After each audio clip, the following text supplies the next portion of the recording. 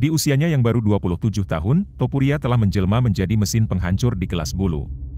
Rekornya yang impresif menjadi bukti nyata kemampuannya. Setiap lawan yang dihadapinya ditaklukkan dengan gemilang, memperlihatkan kekuatan dan kecepatan yang luar biasa.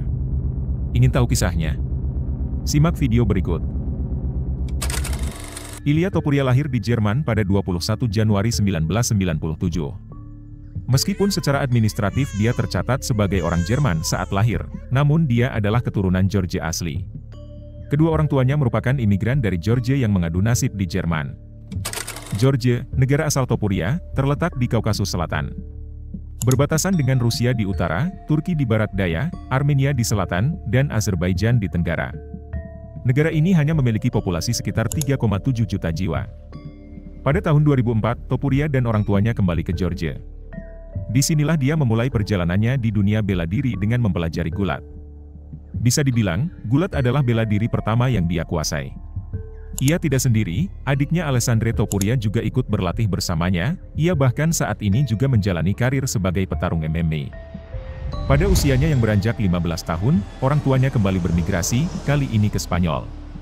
Topuria pun harus mengikuti mereka.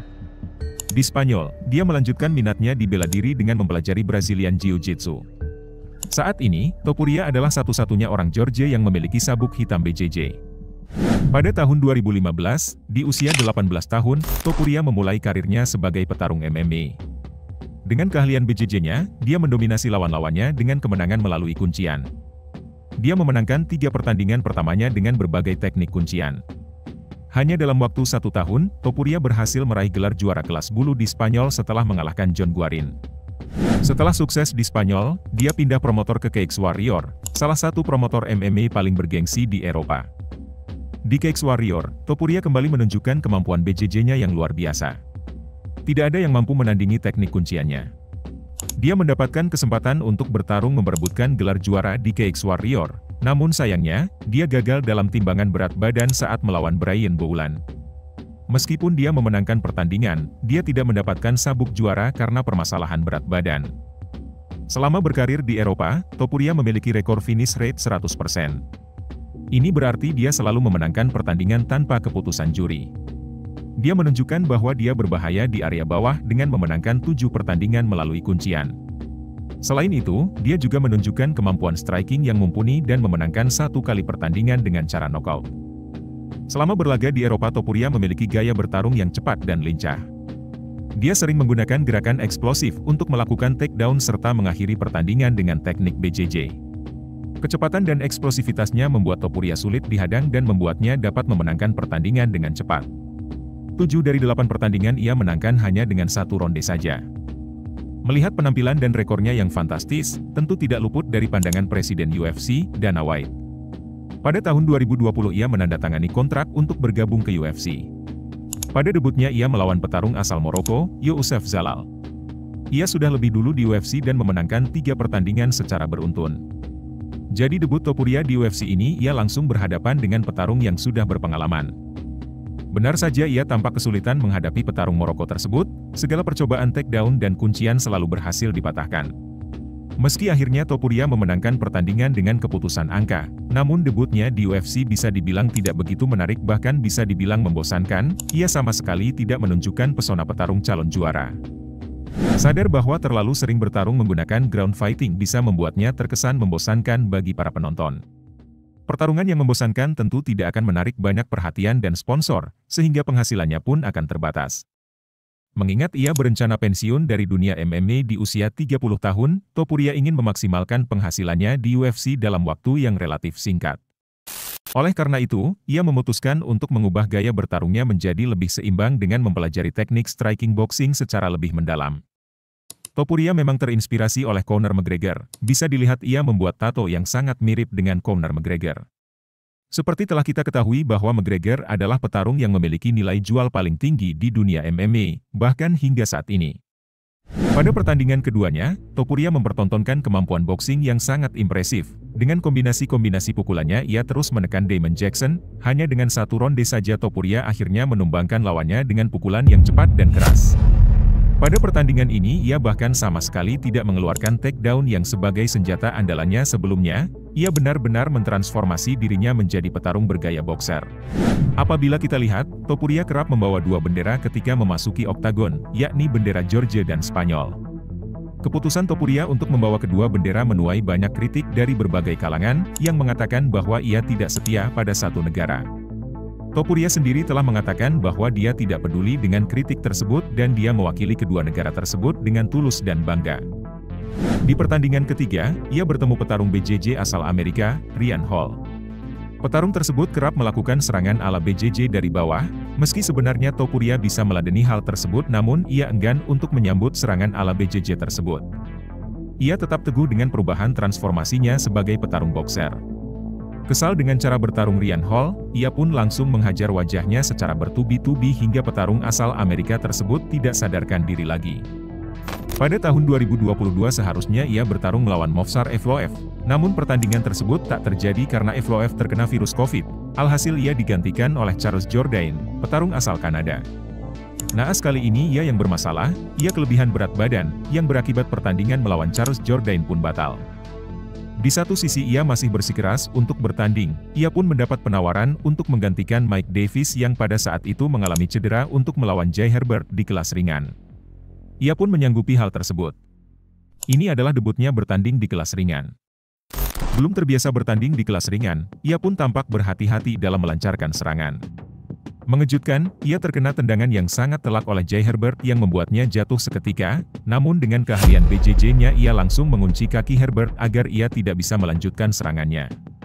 Karena sudah terdesak ia pun akhirnya mengeluarkan jurus lamanya, dengan permainan takedown BJJ-nya.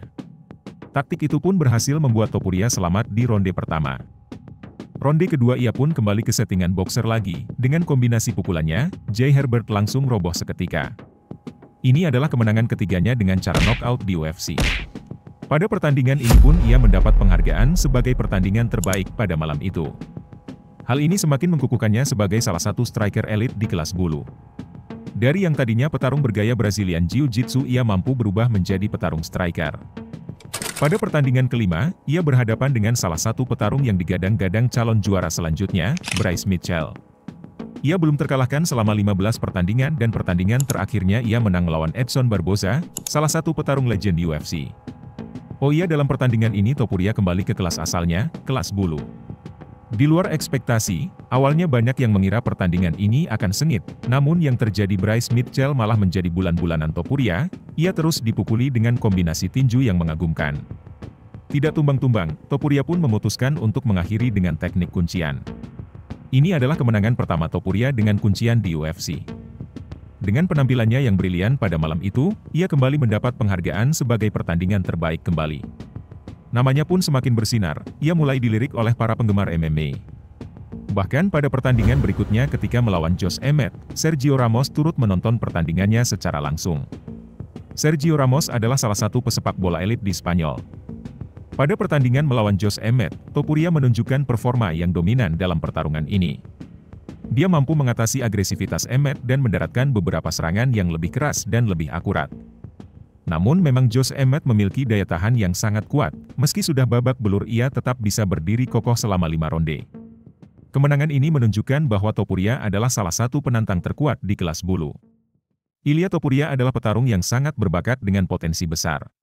Dia memiliki striking yang bagus, grappling yang solid, dan mentalitas juara.